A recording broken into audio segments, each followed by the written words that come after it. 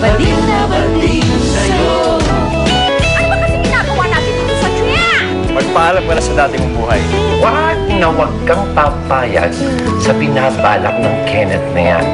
It's safer this way. Hindi mo ako mauuto Hindi mo ako maluloko para lang pumayag ako. Naniniwala ako na may pagkalalaki pa rin talaga siya sa'yo.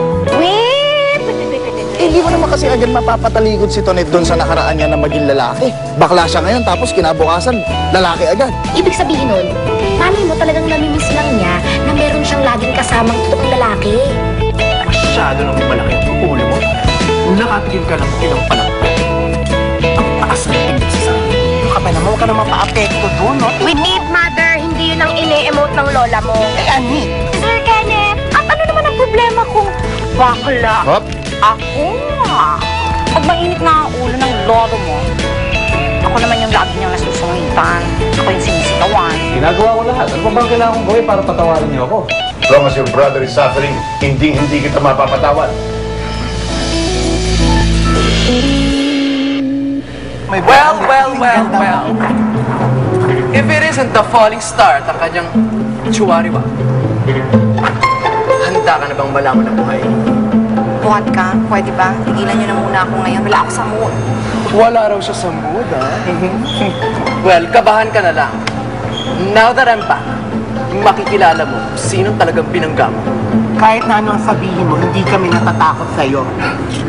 Well, try mo kaya magkape at nang magkaroon ka ng nervous dyan sa chubby mong katawan. Sabi ba ako?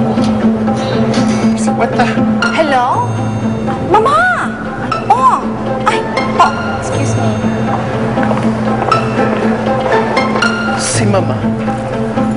Hoy, Cerveza. Oh, May alam ka ba kung bakit matawag si Mama Marita kay Tonet? mapa po. Malay ko, pakialam ko, at ako. Thank you. Teka, hindi ba natin intayin si Polly? Wish na, matanda na yun. Kaya na tayo, Tom Jones na ako eh. Teka naman.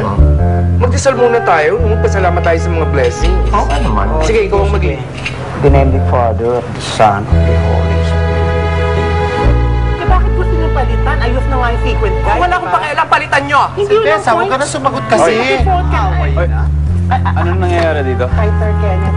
Eh, kasi po si Vodka, gusto niya pong palitan yung sequence guide na na-approve niyo na po eh. Sir, naisip ko lang naman sa pagbabalik ko, dapat akong highlight ng show na to. At hindi ang trying hard na Tonet na yan. Ayos na nga eh, ba't gusto mo pang palitan? Wala akong pakialam. Ayos yung sequence guide. Eh kung yung... Tama na. Ayos na magkilay mo. Tama na. Bahala kayo. Gawin niyo kung ano gusto niyong gawin. Ha? Bahala na kayo. Ay, Sir Kenneth? Sir, okay ba kayo? Huwag muna ako. Sir Kenneth, kasi nakausap ko si Mama. Eh, tinatanong lang niya kung Okay. Right? I'm okay.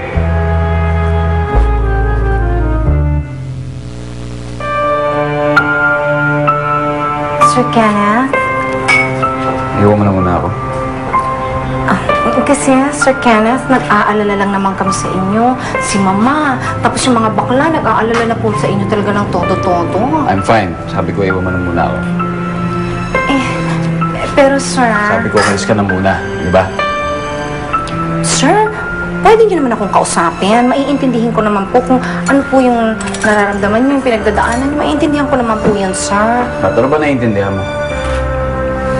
Ha? Naramdaman mo na ba na buong buhay mo i-rejected ka? Na buong buhay mo walang ibang inisip ang tao sa'yo, kundi mali ang ginagawa mo. Kenneth, mali yan. Kenneth, ano namang katarantaduhan yung ginagawa mo? Kenneth, hindi ganyan eh. Mali ka eh. Naramdaman mo na ba na buong buhay mo masama ang tingin sa'yo? Alam mo ba? Ba't di ka makasagot? Kasi hindi mo alam. Dahil wala ka ibang inatupag, kundi pagpapamanicure mo, pagpapaganda mo, at kung anong kabadingan ang gagawin mo sa club. Kaya wala kang karapatang sabihin na naiintindihan mo ako. Kasi hindi mo alam. Kasi hindi ka lalaki.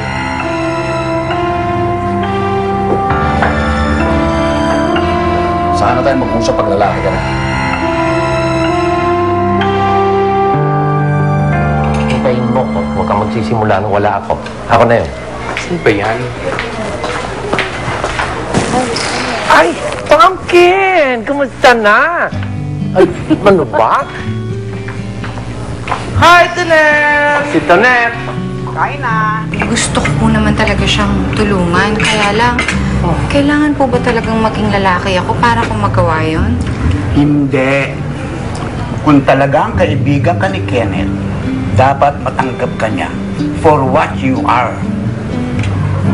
Walang kondisyon, walang kinikilingan, walang pinoprotektahan, kundi kaibigan lamang. Ate Mel! Ikaw ba yan? Kamukha ni Mike.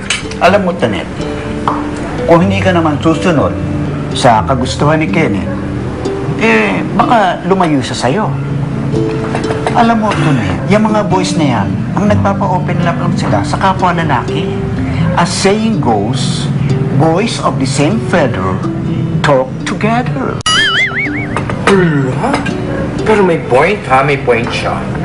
Tatanungin kita, magpapakalalaki ka na para makasama ni Sir Kenneth o gusto mo ng makulay na butterfly?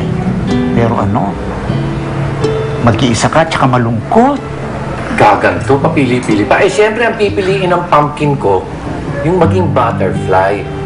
Hindi siya dapat magbago dahil lang sa lalaki. Kebs! Dead ma! Wala care kung ayaw niya sa'yo. Bakit? What's wrong with being gay? Aber? Teka, sandali. Eh, paano kung gusto niyang maging lalaki? Aba, meron bang masama sa magpakalalaki? Bakit ba? Teka muna, nahalata ko. Alam mo, ang tono ng pananalita mo, parang kinakampihan mo Kain mo natin muna. Bakit ba ayaw mo kasi kay Ken? Sandali, nag-aaway ba kayo?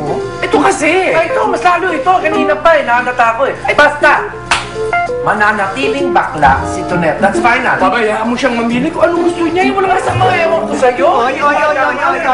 Oy, sandali lang ha. Ano? Marlo dito, hindi palengke. Mga aunties, huwag na lang po kayo mag-away. Nakapag-desisyon na po ako.